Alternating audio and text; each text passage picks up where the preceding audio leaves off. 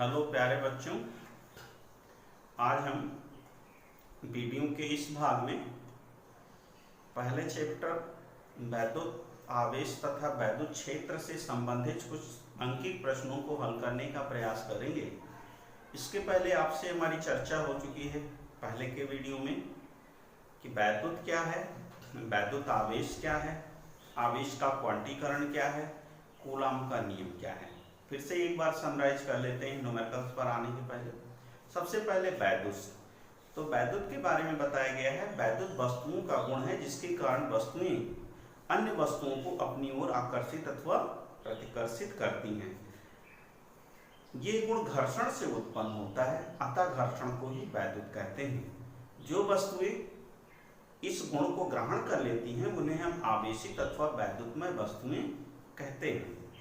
1750 ईस्वी में अमेरिकी वैज्ञानिक बेंजामिन फ्रैंकलिन ने बताया कि आवेश दो प्रकार के होते हैं, नंबर 1 धनावेश और नंबर 2 ऋण आवेश।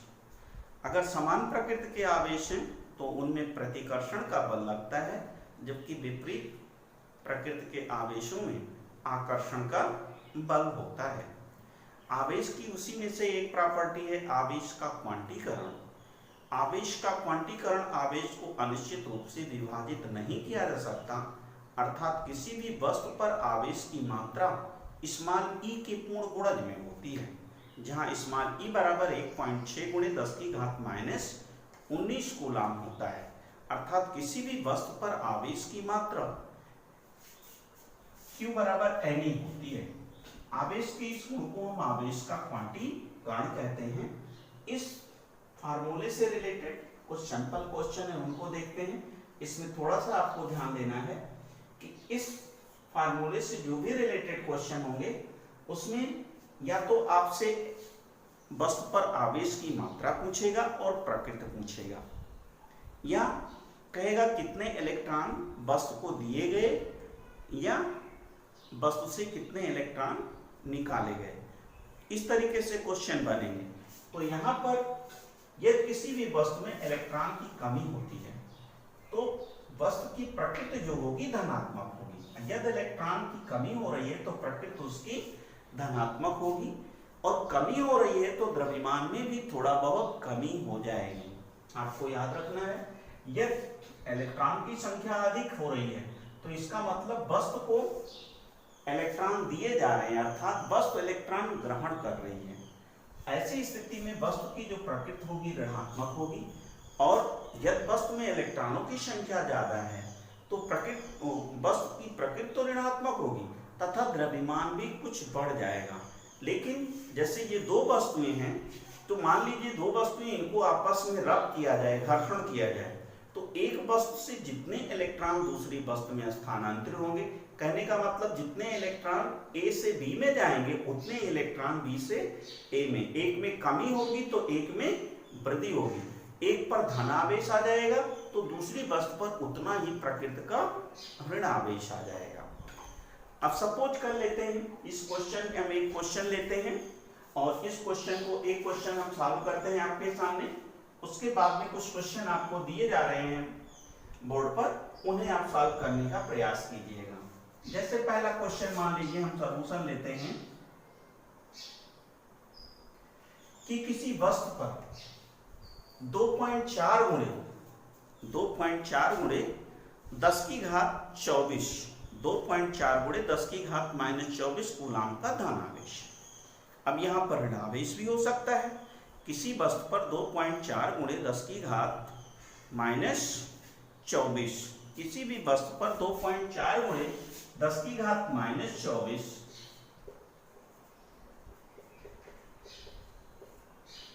कूलॉम का धनावेश है।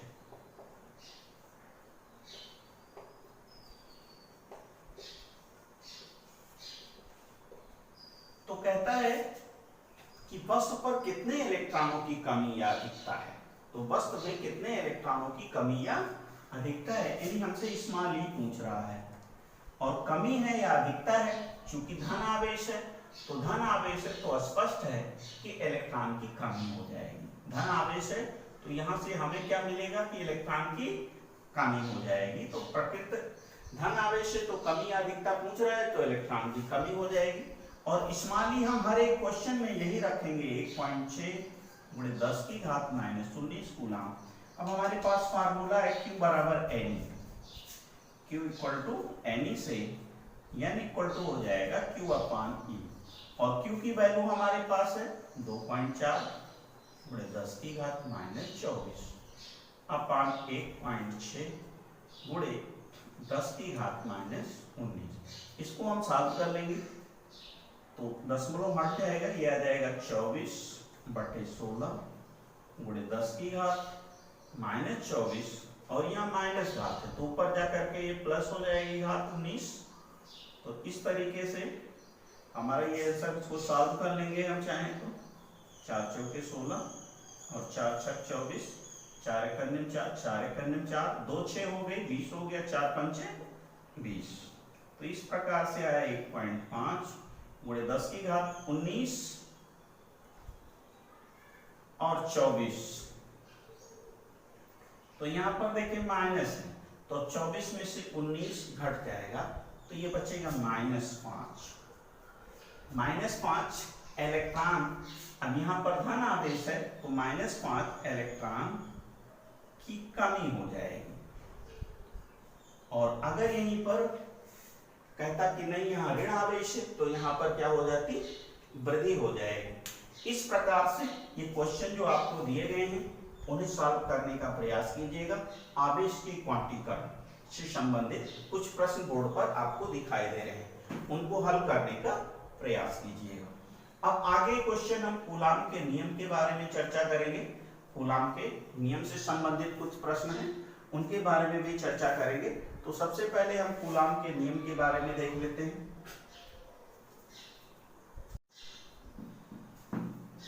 अब हम न्यूमेरिकल के इस भाग में कूलाम के नियम के बारे में चर्चा करते हैं। कूलाम का नियम दो स्थिर बिंदु आवेशों के बीच में लगने वाले वैद्युत बल के संबंध में प्रसिद्ध है। दो स्थिर बिंदु आवेशों के बीच लगने वाले आकर्षण अथवा प्रतिकर्षण बल को वैद्युत बल कहते हैं। तथा कूलाम का नियम है दो स्थिर बिंदु आवेशों के बीच लगने वाला वैद्युत बल आवेश की मात्राओं के गुणनफल के अनुक्रमानुपाती तथा बीच की दूरी के वर्ग के व्युत्क्रमानुपाती होता है। इसका कुछ न्यूमेरिकल फॉर्म इस तरीके से है कूलाम के नियम का। कूलाम का नियम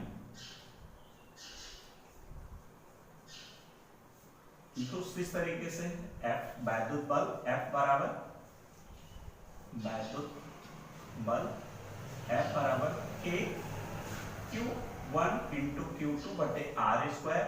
न्यूमेरिकल में हम इसे यहाँ पर K की जगह 1/4πε0 रखते हैं और जहां हमें सुविधाजनक जिस तरीके से लगेगा फार्मूले को उस तरीके से यूज करेंगे।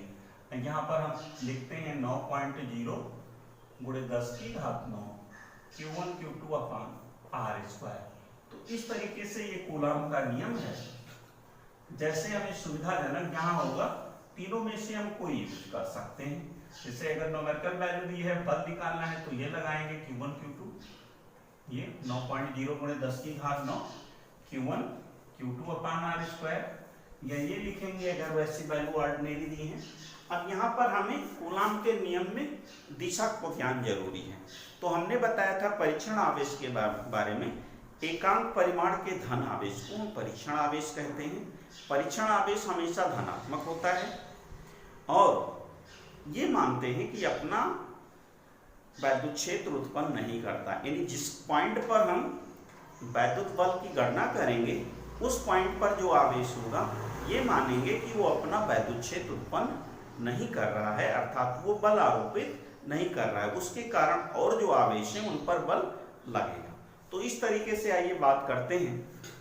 मान लेते हैं कोई वर्ग है, ये क्वेश्चन देखिए, मान लिया है कोई वर्ग है जिसकी भुजा की लंबाई स्मॉल है, ये वर्ग है BCD। ABCD कोई वर्ग है जिसकी भुजा की लंबाई स्मॉल है। सारी भुजा वर्ग की भुजाएं बराबर होती हैं, स्मॉल है। वर्ग के प्रत्येक कोने पर +Q आवेश रखा हुआ है। वर्ग के प्रत्येक कोने पर +Q आवेश इस तरीके से रखा हुआ है। अब ये पूछ रहा है कि डी पर, कहीं भी पूछ सकता है ए पर, बी पर या फिर सी पर। तो इस क्वेश्चन में पूछ रहा है वर्ग के डी पर, बिंदु डी पर हमें वैद्युत बल निकालना है। वैद्युत बल का परिमाण भी निकालना है, उसकी दिशा भी निकालनी है। अब जरा हम देखें तो सभी जगह आवेश की मात्राएं बराबर हैं। तो डी पर जैसे ए वाला आवेश है तो इस पर भी बल लगाएगा, यहाँ पर इसकी दिशा कुछ इस तरीके से बनेगी यहाँ, और ये सी का आवेश है, ये भी अपना बल लगाएगा, कुछ इस तरीके से दिशा इसकी बनेगी। और ये बी पर जो आवेश है ये भी बल लगाएगा, उसकी दिशा कुछ इस तरीके से बनेगी। तो इस प्रकार से डी पर इस तरीके से बल लगेंगे और हमें परिणामी बल निकालना पड़ेगा। तो मान लीजिए इस ए से डी पर जो बल लग रहा है इसको हम लिख देते हैं एफ ए डी। इसका मतलब इसकी दिशा ए से डी की ओर है। क्योंकि हमने बताया है कि यहाँ पर भी धन आवेश है, यहाँ पर भी धन आवेश है, तो प्रतिकर्षण ही होगा। तो ए वाला आवेश जो होगा इसको ढकेलेगा, दूर हटाएगा।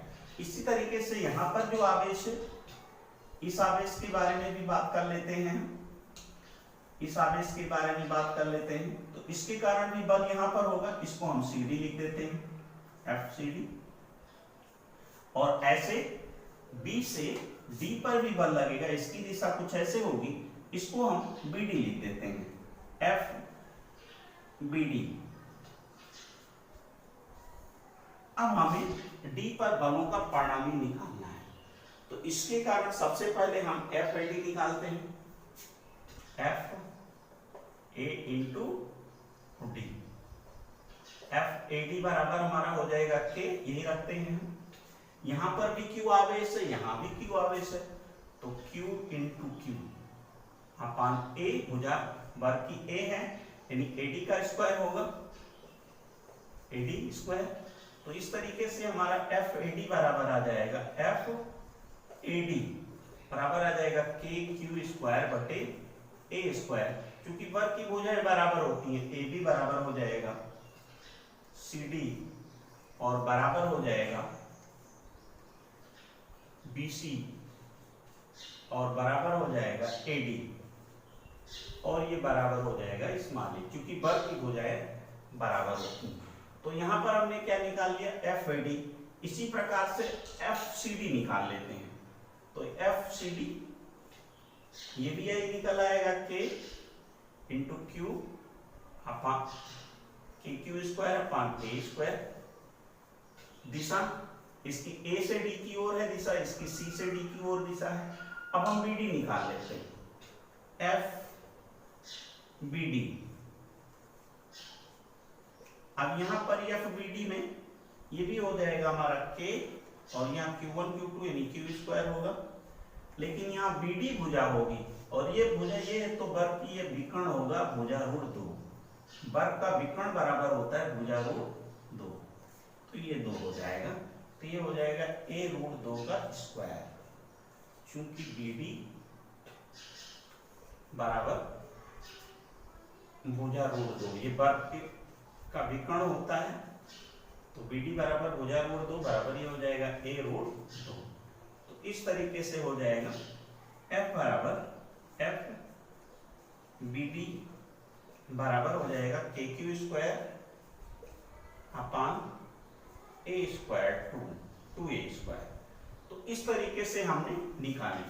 अब यहाँ पर देखें, हमें जो परिणामी बल हो इन दोनों बलों की, यानी ये कोण, तो ये कोण 90 अंश हो जाएगा, यहाँ पर ये कोण 90 अंश हो जाएगा। तो इन दोनों का जो परिणामी होगा इसी दिशा में होगा। और मान लेते हैं एफ सी डी और एफ ए डी का परिणामी हमारा मान लीजिए एफ डैश है। तो एफ सी डी और एफ ए डी का परिणामी क्या है हमारा, एफ डैश यदि एफ ए डी तथा एफ सी डी का परिणामी एफ डैश है, तो इनके बीच का कोण 90 अंश हो जाएगा। ये टोटल कोण 90 अंश है। तो चूंकि हम जानते हैं कि दो बलों का परिणामी जो होता है एफ स्क्वायर बराबर हो जाएगा F1 square plus F2 square, यहाँ पर होता है 2 F1 F2 cos थीटा। तो यहां से देखेंगे तो हमारा निकल आएगा F डैश स्क्वायर बराबर हो जाएगा F1 की जगह मान ले FAD हम लिख रहे हैं, FAD का स्क्वायर और प्लस इसके लिए FCD का स्क्वायर, FCD का square plus 2 FAD FCD into cos 90, और cos 90 की वैल्यू 0 होती है, cos 90 की वैल्यू 0 होती है चूंकि cos 90 डिग्री बराबर 0, इसलिए हमारा फाइनल जो आ गया F डैश बराबर हो जाएगा रूट में FAD का स्क्वायर और प्लस FCD का स्क्वायर। तो F डैश, अब इस प्रकार से परिणामी बल हमारा जो निकलेगा final F dash plus FBD, इस तरीके से परिणामी बल हमारा निकलेगा। यहां पर लिखे देते हैं हम परिणामी बल आता कैपिटल D पर परिणामी बल बराबर हो जाएगा हमारा F डैश और प्लस F इंटू BD, और F डैश हमारा है यहाँ पर, इसको और सॉल्व कर लेते हैं वैल्यू रख करके, ये अंडर रूट FAD की वैल्यू है हमारी KQ स्क्वायर बटे A स्क्वायर, दोनों बराबर हैं तो ये दोनों सेम है तो शायद जुड़ जाएंगे, कोई दिक्कत नहीं यहाँ पर, लेकिन लिख दीजिए यहाँ पर हो जाएगा K स्क्वायर Q की घात 4 बटे A स्क्वायर की घात 2 plus K square Q square का स्क्वायर है, यहाँ पर भी स्क्वायर का स्क्वायर है, बटे में हो जाएगा A स्क्वायर का स्क्वायर। तो ये दोनों सेम है तो यहाँ पर बाहर आ जाएगा KQ square upon A square, यहाँ से हम बाहर ले लेंगे KQ square upon A square, यहाँ पर अंदर बचेगा 1 धन 1 और ये बराबर हो जाएगा KQ square upon A square और यहाँ रूट 2 आ जाएगा ये। तो इस तरीके से F डैश हमारा आ गया है KQ स्क्वायर अपान रूट 2। तो यहाँ पर रख लेते हैं परिणामी बल F बराबर, इसकी वैल्यू आ गई KQ square upon A square into root 2 plus इसकी वैल्यू है BD की हमारी, ये KQ square upon 2A square है, KQ square upon 2A square, यहाँ से हम बाहर ले लेंगे KQ square upon 2A square, तो यह बराबर हो जाएगा KQ square upon A square को हम बाहर ले लेंगे तो यहाँ बचेगा रूट 2 और प्लस 1 बटे 2, ये हमारा परिणामी बल हुआ। और ये इसकी दिशा है B से D की ओर, B से D की ओर। इस प्रकार से ये क्वेश्चन सॉल्व हुआ आपका। यहां पर इस तरीके के क्वेश्चन को बार बार प्रैक्टिस करने की जरूरत है। कूलॉम के नियम से रिलेटेड कुछ क्वेश्चन हम देखते हैं बलों के अध्यारोपण के सिद्धांत से कि संतुलन के संबंध में, यदि किसी भी बिंदु पर लगे हुए बलों का परिणामी शून्य हो तो वह बल आपस में संतुलन में होते हैं। इससे रिलेटेड कुछ प्रश्न है कि एक वर्ग है जिसकी प्रत्येक भुजा कोने पर प्लस Q आवेश रखा हुआ है। ये कोई वर्ग है हमारा, वही A B C और D, इसके प्रत्येक कोने पर प्लस Q आवेश रखा हुआ है।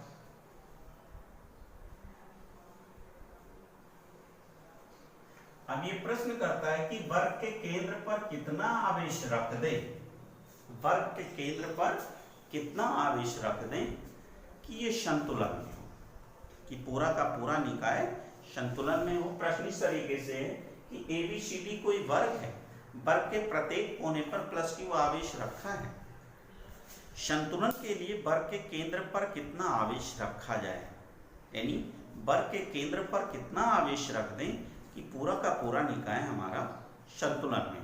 तो इस बात की चर्चा करते हैं। आइए देखते हैं। मान लेते हैं वर्ग के केंद्र पर हम कैपिटल Q आवेश रख देते हैं और संतुलन हो जाता है। अब यहाँ पर हमें होना क्या चाहिए कि जितने भी बल होंगे सबके बारे में, तो सबसे पहले हम A से D के पर एक D पर बल लगेगा हमारा, मान लिया हमने इसको F1 और इस तरीके से FAD मानते हैं, FAD दिशा भी ज्ञात रहे, और यहाँ इस पर बल लगेगा B से D पर, इस पर भी बल लगेगा, तो यहाँ पर भी बल लगेगा हमारा, इसका हो जाएगा FBD,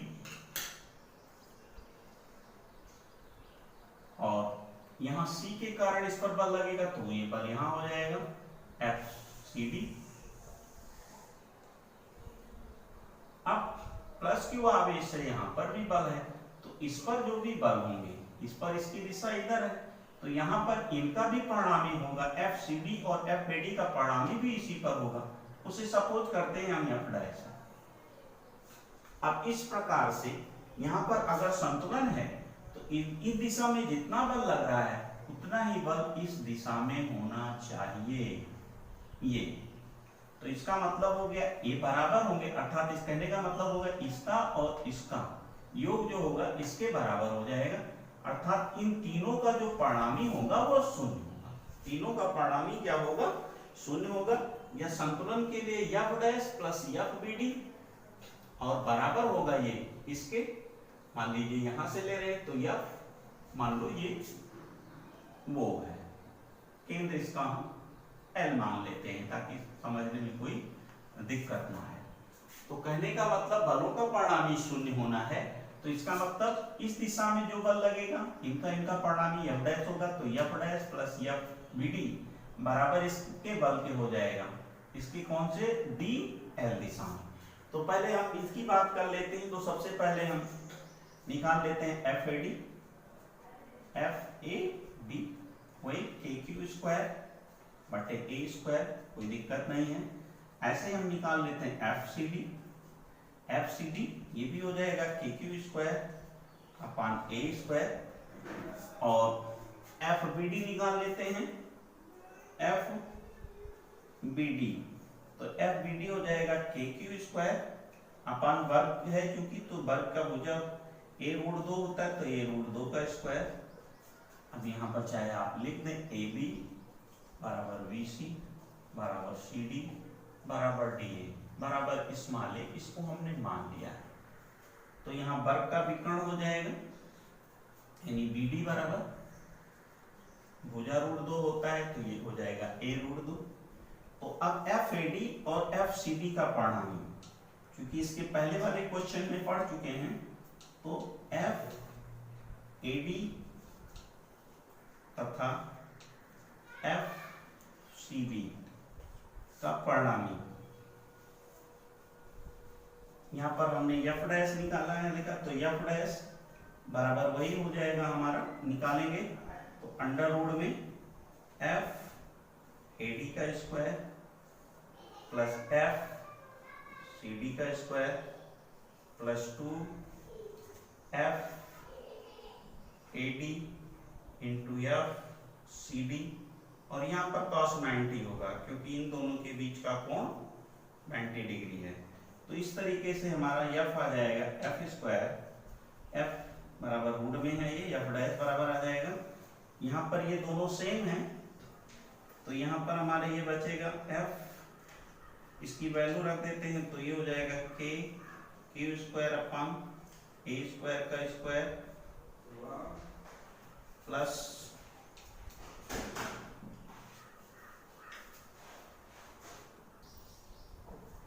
इस तरीके से F डैश हमारा आ गया KQ square upon A square root 2। अब यहाँ पर हम FDL निकालेंगे, FDL हमारा हो जाएगा K, यहाँ पर Q, यहाँ कैपिटल Q है, तो K Q1 Q2 की जगह हो जाएगा KQ कैपिटल Q बटे DL स्क्वायर, और KQ बटे A√2 बटे 2 का होल स्क्वायर, क्योंकि DL बराबर DB बटे 2 हो जाएगा, और DB हमारा A√2 है यहाँ से। डीबी या बीडी हमारा ए रूट 2 है। तो इस तरीके से हमारा हो जाएगा एफ डी एल बराबर, ये 2 ऊपर चला जाएगा तो ये हो जाएगा के इंटू 2 दूनी ये हो जाएगा 4 कैपिटल क्यू स्मॉल क्यू बटे यहाँ पर आ जाएगा ए इंटू 2। तो इस तरीके से 2 से कटेगा, ये 2 हो जाएगा तो ये आ जाएगा 2 के कैपिटल क्यू स्मॉल क्यू बटे यहाँ पर ए स्क्वायर। संतुलन के लिए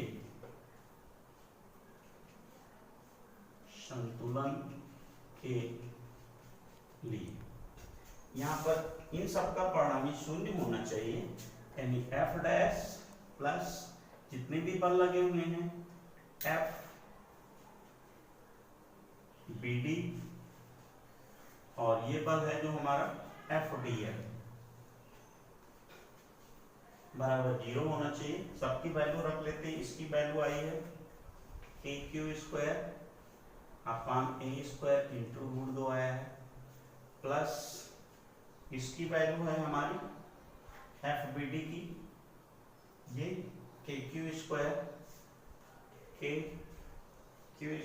अपॉन ए स्क्वायर 2a स्क्वायर यहाँ पर हो जाएगा, इससे देखेंगे, प्लस एफ डी एल की वैल्यू आई है 2 के और कैपिटल क्यू स्मॉल क्यू बटे ए स्क्वायर है यहाँ पर बराबर 0। तो हमें ये चाहिए कैपिटल क्यू चाहिए, उधर कर देते हैं सबको बराबर 0। तो यहाँ से हम के क्यू स्क्वायर अपॉन ए स्क्वायर से पूरे में भाग दे देते हैं।